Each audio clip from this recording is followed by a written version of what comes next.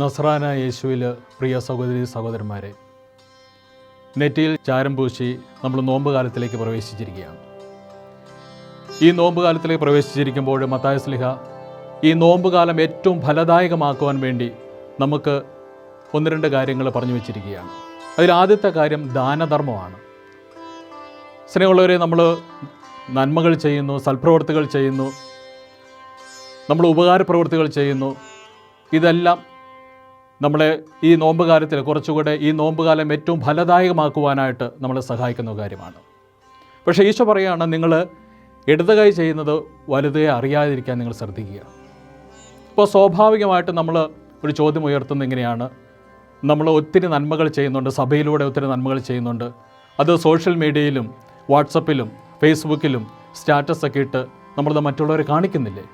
അപ്പോൾ ഈ തിരുവചനത്തിനെതിരെയല്ലേ നമ്മൾ ചെയ്യുന്നത് എന്നൊരു സ്വാഭാവികമായിട്ടൊരു ചോദ്യം നമുക്കുണ്ട്. ഈശോ അതിന് നമുക്ക് നൽകുന്നൊരു മറുപടി, നീ ചെയ്യുന്ന സൽപ്രവർത്തികൾ അത് എന്ത് തന്നെയായാലും, ഒരു രോഗിക്ക് മരുന്ന് മേടിച്ച് കൊടുക്കുന്നതായിരിക്കാം, ആശുപത്രി കൊണ്ടുപോകുന്നതായിരിക്കാം, ഒരു വീട് വെച്ച് കൊടുക്കുന്നതായിരിക്കാം, അല്പം അന്നം കൊടുക്കുന്നതായിരിക്കാം, എന്തുമായിക്കൊള്ളട്ടെ, നീ ചെയ്യുന്നത് അത് മനുഷ്യൻ്റെ അല്ലെങ്കിൽ മറ്റുള്ളവരെ കയ്യടി നേടുവാൻ വേണ്ടി, പ്രോത്സാഹനം നേടാൻ വേണ്ടിയാണ് നീ ചെയ്യുന്നതെങ്കിൽ നിൻ്റെ പ്രതിഫലം ലഭിച്ചിരിക്കുന്നു. അതേസമയം നമ്മൾ ചെയ്യുന്ന ഈ നല്ല കാര്യങ്ങൾ, സൽപ്രവർത്തികൾ നിത്യജീവനെ ലക്ഷ്യമാക്കിയാണെങ്കിൽ, സ്വർഗത്തെ ലക്ഷ്യമാക്കിയാണ് നമ്മൾ ചെയ്യുന്നതെങ്കിൽ തീർച്ചയായിട്ടും ഈശോ പറയുന്നു, നിൻ്റെ പ്രതിഫലം അത് സ്വർഗത്താണ്. അപ്പം നമ്മൾ ചെയ്യുന്ന സൽപ്രവർത്തികൾ കയ്യടി നേടാൻ വേണ്ടി, മനുഷ്യൻ്റെ കയ്യടി നേടാൻ വേണ്ടിയാണോ, സ്വർഗത്തെ ലക്ഷ്യമാക്കി അല്ലെങ്കിൽ നിത്യജീവൻ പ്രാപിക്കാൻ വേണ്ടിയാണോ നമ്മൾ ചെയ്യുന്നത്? മനുഷ്യൻ്റെ കയ്യടി നേടാൻ വേണ്ടിയാണെങ്കിൽ തീർച്ചയായിട്ടും നമുക്ക് ആ മനുഷ്യൻ്റെ തംസപ്പ് കിട്ടിയില്ല എങ്കിൽ, അല്ലെങ്കിൽ ഒരു സ്മൈലി കിട്ടിയില്ല എങ്കിൽ, ഒരു കൺഗ്രാജുലേഷൻ കിട്ടിയില്ലെങ്കിൽ, അല്ലെങ്കിൽ ഒരു നല്ല വാക്ക് പറഞ്ഞില്ല എങ്കിൽ നമ്മുടെ മനസ്സ് പെട്ടെന്ന് ചത്തുപോകും. പിന്നെ അങ്ങനെയുള്ള സൽപ്രവൃത്തികൾ ചെയ്യുവാനായിട്ട് നമുക്ക് സാധിക്കാതെ വരും. അതേസമയം നമ്മൾ സ്വർഗത്തെ ലക്ഷ്യമാക്കി, നിത്യജീവനെ ലക്ഷ്യമാക്കിയാണ് നമ്മൾ സൽപ്രവൃത്തികൾ ചെയ്യുന്നതെങ്കിൽ തീർച്ചയായിട്ടും നമുക്ക് തീർച്ചയായിട്ടും അത് കൂടുതൽ ചെയ്യുവാനുള്ള ഒരു പ്രചോദനം നമുക്ക് ഈ നോമ്പുകാലത്തുണ്ടാകും. അപ്പോൾ നമ്മൾ ചെയ്യുന്ന സൽപ്രവൃത്തികൾ, നല്ല പ്രവൃത്തികൾ, നന്മ പ്രവൃത്തികൾ സ്വർഗത്തെ ലക്ഷ്യമാക്കി നിത്യജീവൻ സ്വന്തമാക്കുവാൻ, സ്വായത്തമാക്കുവാൻ വേണ്ടി ആയിരിക്കണം നമ്മൾ ദാനധർമ്മങ്ങൾ ചെയ്യേണ്ടത്, സൽപ്രവൃത്തി ചെയ്യേണ്ടത്. രണ്ടാമതായിട്ട് ഈശോ പറയുന്നത് നമ്മൾ പ്രാർത്ഥിക്കുക എന്നുള്ളതാണ്. തീർച്ചയായിട്ടും നമ്മളെല്ലാവരും പ്രാർത്ഥിക്കുന്നവരാണ്. നമ്മൾ ജപമാല ചൊല്ലി പ്രാർത്ഥിക്കുന്നവരാണ്, റംശ ചെല്ലുന്നവരായിരിക്കാം, പരിശുദ്ധ ബലിയിൽ പങ്കെടുത്ത് പ്രാർത്ഥിക്കുന്നവരായിരിക്കാം, ബൈബിൾ വായിക്കുന്നവരായിരിക്കാം, ഒക്കെ ഉണ്ട്. പക്ഷേ ഈ നോമ്പ് കാലത്തിൽ കുറച്ചുകൂടെ ഈ നോമ്പ് കാലം ഫലദായമാക്കുവാൻ വേണ്ടി ഈശോ നമ്മളോട് പറയുന്നത്, നീ ഒരു ജപമാല ചെല്ലുന്നുവെങ്കിൽ അത് 2 ജപമാലയായിട്ട് ചെല്ലുക. നീ ഒരു പാരഗ്രാഫ് ബൈബിൾ വായിക്കുന്നുവെങ്കിൽ അത് 2 പാരഗ്രാഫ് ബൈബിൾ വായിക്കാൻ വേണ്ടി ശ്രദ്ധിക്കുക. നീ ഞായറാഴ്ച മാത്രമേ പരിശുദ്ധ ബലിയിൽ പങ്കെടുക്കുന്ന ഒരു വ്യക്തിയാണെങ്കിൽ ഇടദിവസം നീ പരിശുദ്ധ ബലിയിൽ പങ്കെടുത്ത് പ്രാർത്ഥിക്കുവാനായിട്ട് നീ ശ്രദ്ധിക്കുക.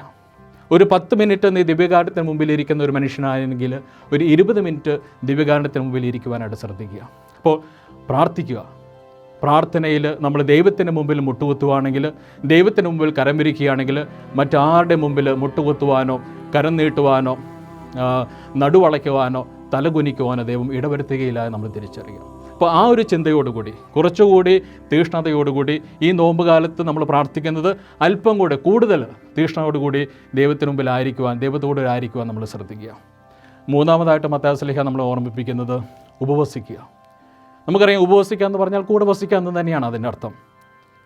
എങ്ങനെയാണ് നമ്മൾ കൂടെ വസിക്കുക? ഈശോ പറയുന്നു, നീ എൻ്റെ കൂടെ വസിക്കുമെങ്കിൽ, നീ എൻ്റെ കൂടെ ഇരിക്കുവാണെങ്കിൽ, നീ എൻ്റെ കൂടെ ആയിരിക്കുവാണെങ്കിൽ നിനക്ക് ചില കാര്യങ്ങൾ വേണ്ടാന്ന് വെക്കേണ്ടി വരും.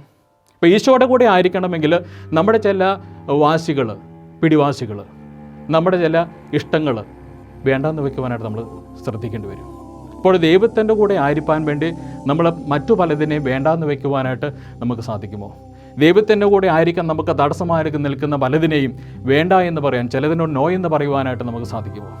ചിലപ്പോൾ ഈ കാലഘട്ടത്തിൽ നമ്മൾ ചോദിക്കുന്ന ചോദ്യമാണ്, ഈ ഉപവാസത്തിൽ നമ്മൾ ഈ നോമ്പ് കാലഘട്ടത്തിൽ മത്സ്യമാംസങ്ങളൊക്കെ ഉപേക്ഷിക്കേണ്ടതായിട്ടുണ്ടോ, അതിൻ്റെയൊക്കെ ആവശ്യമുണ്ടോ അച്ഛാ എന്ന് ചോദിക്കുന്നവരുണ്ട്. ഈ കൊച്ചു കാര്യം പോലും നമുക്ക് ചെയ്യാൻ സാധിക്കുന്നില്ലെങ്കിൽ വലിയ പ്രലോഭനങ്ങളെ അതിജീവിക്കുവാനായിട്ട് നമുക്ക് സാധിക്കുകയില്ല. ഈ മാംസാദികൾ വേണ്ട എന്ന് വെക്കാൻ, അതിനോട് നോ എന്ന് പറയുവാനായിട്ട് നമ്മുടെ കുഞ്ഞുങ്ങളെ നമ്മളെ പഠിപ്പിക്കുന്നില്ല എങ്കിൽ ജീവിതത്തിൽ വലിയ പ്രലോഭനങ്ങൾ വരുമ്പോൾ അതിജീവിക്കുവാനായിട്ട് നമ്മുടെ കുഞ്ഞുങ്ങൾക്ക് അത് സാധിക്കാതെ വരും. അതുകൊണ്ട് സഭ നിർദ്ദേശിക്കുന്ന ഈ കുഞ്ഞു കുഞ്ഞു കാര്യങ്ങൾ നമുക്ക് നമ്മുടെ ഈ നോമ്പുകാലം ഫലദായകമാക്കുവാൻ, ഈ ജീവിതത്തിൽ വരുന്ന പ്രലോഭനങ്ങളെ അതിജീവിക്കുവാനായിട്ട് നമ്മളെ സഹായിക്കുന്ന ഒരു കാര്യമാണ് നമ്മൾ തിരിച്ചറിയുക. അപ്പോൾ തീർച്ചയായിട്ടും 3 കാര്യങ്ങളാണ് മത്തായി ശ്ലീഹ നമ്മളെ ഓർമ്മിപ്പിക്കുന്നത്. ഒന്ന് ദാനധർമ്മം, അത് മനുഷ്യൻ്റെ കയ്യടി നേടാൻ വേണ്ടിയല്ല, ദൈവത്തെ അല്ലെങ്കിൽ സ്വർഗരാജ്യം നിത്യജീവനെ സ്വന്തമാക്കാൻ വേണ്ടിയാണ്.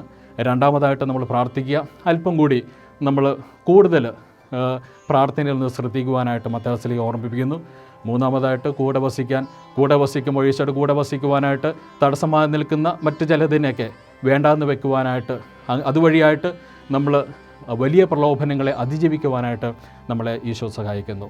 തീർച്ചയായിട്ടും പ്രിയമുള്ളവരെ, ഈ 3 കാര്യങ്ങളിൽ അല്പം കൂടി നമ്മൾ ശ്രദ്ധ പുലർത്തുകയാണെങ്കിൽ ഈ നോമ്പ് കാലഘട്ടം ഏറ്റവും ഫലദായകമാക്കുവാനായിട്ട് നമ്മൾ സാധിക്കും.